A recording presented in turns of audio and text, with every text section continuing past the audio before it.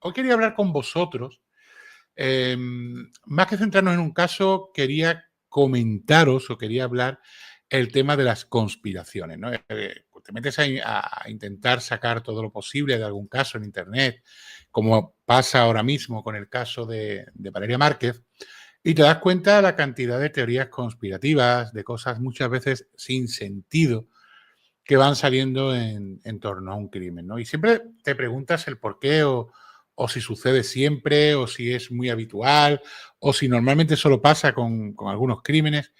Y la verdad es que, por norma general, suele ocurrir siempre en los crímenes que son muy mediáticos, los crímenes que son, pues, que tienden a viralizarse, crímenes que tienden a atraer muchísimo público, ¿no? Como es el caso, por ejemplo, ahora de Valeria Márquez. He estado hablando con gente y averiguando a ver el por qué esto sucede y hemos sacado unos 5 puntos que podríamos decir que son los puntos más claves, ¿no? Más acertados quizás de por qué sucede esta situación con ciertos crímenes, ¿no? Uno podría ser, por ejemplo, la búsqueda de sentido. Suele ocurrir muchísimo que los crímenes que carecen de algún sentido lógico o crímenes a los que la gente normalmente no le encuentra un significado, y ahora después pondré algunos ejemplos de crímenes, sacándonos del de Valeria Márquez, por ejemplo, no le encuentran no le encuentran significado, no le encuentran algún sentido posible o plausible, algún sentido que entraría dentro de la lógica, se tiende a crear teorías conspirativas o conspiranoicas, ¿no? Lo hemos visto, por ejemplo, recientemente con el caso de Daniel Sancho. Hay gente que no llega a entender por qué un tío que en teoría lo tiene casi todo en la vida, joven, guapo, de una familia de bien, o sea, una familia que viene con dinero y tal, y hace lo que hace, ¿no? Entonces la gente tiende a buscar un sentido a cosas que no lo tienen, ¿no? O que ellos piensan que no lo tienen.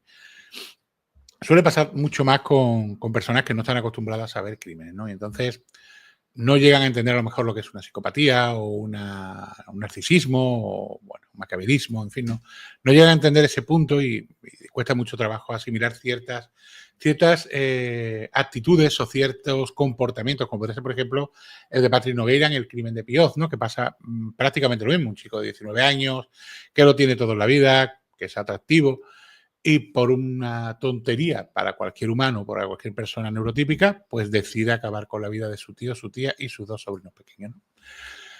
Siempre hay que buscar una lógica porque la gente no suele encontrarle sentido. Otra cosa también que suele pasar en los crímenes que salen teorías conspirativas suele ser la desconfianza en las instituciones, ¿no? Puede ser la desconfianza en la fiscalía, la desconfianza, por ejemplo, en el sistema judicial, la desconfianza, por ejemplo, en la policía o la desconfianza en la Guardia Civil en España, por ejemplo, o la desconfianza, a fin de cuentas, en las instituciones, ¿no? Incluso en las políticas.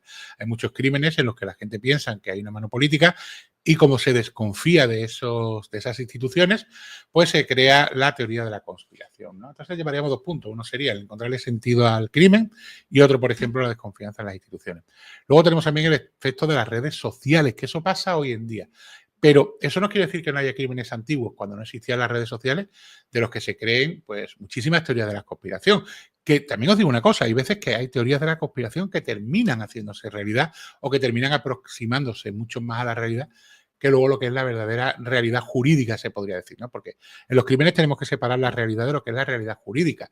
La realidad jurídica es aquella que queda plasmada en una sentencia cuando hay un juicio. Eso no quiere decir que esa sea o que eso sea lo que verdaderamente pasó en el crimen, ¿no? Sino que es una verdad que se aproxima mediante la investigación y el juicio a lo que podría haber sucedido. Entonces, esa es la verdad jurídica, ¿no? Por ejemplo, en el caso de Marta del Castillo tenemos 2 verdades jurídicas diferentes. Tenemos la sentencia que condena a Miguel Carcaño en el Tribunal de Mayores y luego tenemos la sentencia de menores, que es la que condena al Cuco, que son contradictorias. Una dice una cosa y otra dice otra, ¿no? Por lo tanto, para que veáis que de un mismo crimen pueden existir diferentes verdades jurídicas. De hecho, mirad, ahora está ocurriendo un caso, que es el caso que ayer lo hablamos un poco con Manuel, el caso del hermano de Pedro Sánchez, que va a ser juzgado, ¿no? Que se ha hecho para que se juzgue, y uno de los implicados se ha aforado pues para que no pase por el tribunal normal y para que tenga que ir directamente al Tribunal Superior de Justicia de Extremadura. Claro, lo más normal es que todo el proceso pase al Tribunal Superior de Justicia de Extremadura y no que, por ejemplo, al hermano de Pedro Sánchez lo juzgue la audiencia provincial, la primera instancia, y a esta persona el Tribunal Superior de Justicia. ¿Por qué? Porque podría darse el caso de que tuviésemos dos verdades jurídicas completamente distintas, ¿no? Que entrasen en conflicto. Una que dijese una cosa, una sentencia que dijese una cosa, y otra sentencia que dijese otra muy distinta, o incluso lo contrario. Por eso puede pasar que tengamos dos verdades jurídicas distintas. Bueno, pues dentro de todo este mare magnum de las verdades jurídicas y las verdades reales o las verdades que creemos que pueden ser, existe la teoría de la conspiración. Las redes sociales han aumentado ese eco dentro de lo que es la conspiración, ¿no? ¿Por qué? Bueno, pues porque ahora hay mucha más gente opinando, que tienen todo su derecho, hay mucha más gente dando su punto de vista, dando su opinión, y luego hay mucha gente que necesita seguir a esa gente que muchas veces tiene un punto de vista discordante o disonante, y se crea pues una teoría, una narrativa paralela que a lo mejor cuando te pones a analizar no tiene ningún sentido. En el caso de Brian Márquez, por ejemplo, el tema de la bala por detrás, o bueno, algunas cosas que han ido saliendo que no tienen mucho sentido, pero que sin embargo se le ha dado bombo, ¿no? Ahora he estado leyendo, por ejemplo, y es lo que me ha hecho hablar en este programa de este tema, he estado leyendo algunos posts y algunos periódicos que hablan incluso del envenenamiento previo, de que si ella en el café previo que le da Erika, no el que le dan de tren de Starbucks, que es un zumo de arándano, sino una taza de café previa, por lo visto que le da Erika podría haber habido veneno, porque no se le ve reacción. Bueno, una persona envenenada, y esto te lo puede decir cualquier psiquiatra, cualquier psicólogo, cualquier persona que analice la conducta, no actúa como actuaba Valeria, ¿no? Ella hablaba normal, ella estaba en su directo normal. Una persona drogada, una persona en un estado de conciencia que no puede manifestar emociones, no habla ni se expresa como se estaba expresando ella durante todo el en vivo hasta que acaban con su vida. Pero bueno, más allá de eso, hay mucha gente que está hablando esa teoría, ¿no? Al igual que el del disparo, hay gente que está hablando que recibe el balazo por la espalda, cuando se ve claramente que el balazo lo recibe de frente. Es más, fijaros si lo recibe de frente, que es cuando va cayendo, cuando se va manchando de sangre, ¿no? Si el balazo hubiese salido, vemos la bala salir, romper la ropa y sangrar todo, ¿no? No vemos una bala que pega y la sangre sale después, ¿no? O sea, no sé que se te queda la bala justo en la piel ahí, justito para... No hubiese salido la bala, ¿no? Entonces, vemos esa narrativa que no se sostiene, que nada más que hay que analizar los vídeos para ver que no se sostiene, pero sin embargo hay gente que analiza esos vídeos, te lo pone a cámara lenta, te dice, no, mira, porque para acá, por para allá, y hay gente que apoya esas teorías, ¿no? O sea, siempre va a haber teoría de la conspiración y las redes sociales lo potencian. Entonces tendríamos buscarle sentido al crimen, la desconfianza en las instituciones y el efecto de las redes sociales hoy en día que magnifican lo que sería la teoría de la conspiración. Y luego tenemos, por ejemplo, el sesgo cognitivo. Sesgo cognitivo es cuando las personas tienen que confirmar, o cuando se le llama también sesgo de confirmación, ¿no? Que es cuando la gente, todo aquello que va viendo, que va sucediendo, lo va encajando de forma que apoye o avale su relato, ¿no? No, mira, es que tiene sangre aquí. Sí, bueno, pero es que eso puede ser porque, mira, no, es que si te fijas, ella tira hacia atrás. Sí, bueno, es que recibe el tiro, pero, o sea, van buscando el sentido para encajar la teoría, para encajar el hecho dentro de su teoría. Disculpa, eso se llama sesgo de confirmación. Y eso lo vemos muchísimas veces, ¿no? El sesgo de confirmación se ve en casi todos los crímenes. Todos tenemos sesgo de confirmación, también hay que decirlo, ¿eh? Cuando te metes de lleno en un crimen, al final siempre todos los que analizamos ese crimen solemos tirar más para un lado o para el otro e incluso intentar buscar algún sentido a lo que ya estamos viendo dependiendo de nuestro sesgo de confirmación. O sea que al final realmente todos tenemos ese sesgo de confirmación. Lo que pasa es que hay gente que se avala en ese sesgo de confirmación para cosas que son exageradamente conspiranoicas y gente, bueno, que va buscando una cosa más neutra o una cosa más normal dentro de ese sesgo de confirmación, ¿no? Y por último tendríamos la explotación mediática, hoy en día. Claro, la explotación mediática sería hoy en día más exacerbada quizás por las redes sociales y por los influencers. Hay gente, las televisiones buscan audiencia y los influencers buscan clics. O sea, quiero decir, no es lo mismo abrir un vídeo y decir un sicario mató a Valeria Márquez. Poner, por ejemplo, que al final haya sido una expareja, ¿vale? No lo sé quién va a ser, y puede ser que sean Erika y la otra, o que sea una expareja, no lo sé. Pero pongamos, por ejemplo, que fuese una cosa que no llegase a ser muy conspirativa, ¿no? Muy conspiranoica, ¿no? Que fuese una cosa muy simple. Pues mira, era un fan que se volvió loco y que estaba enamorado de ella y mandó un sicario. Por poner un ejemplo, ¿vale? Que no digo que sea así. Pero vamos a poner el ejemplo. Y ahí cierran el caso. Claro, no es lo mismo poner en un vídeo a Erika la mató un fan loco o que no estaba bien y contrató un sicario porque fue rechazado por ella, que poner, por ejemplo, a Erika muere por un complot entre unas amigas y tal. Claro, buscan el clickbait, buscan el seguir alimentando la conspiración pues para ganar visualizaciones, ¿no?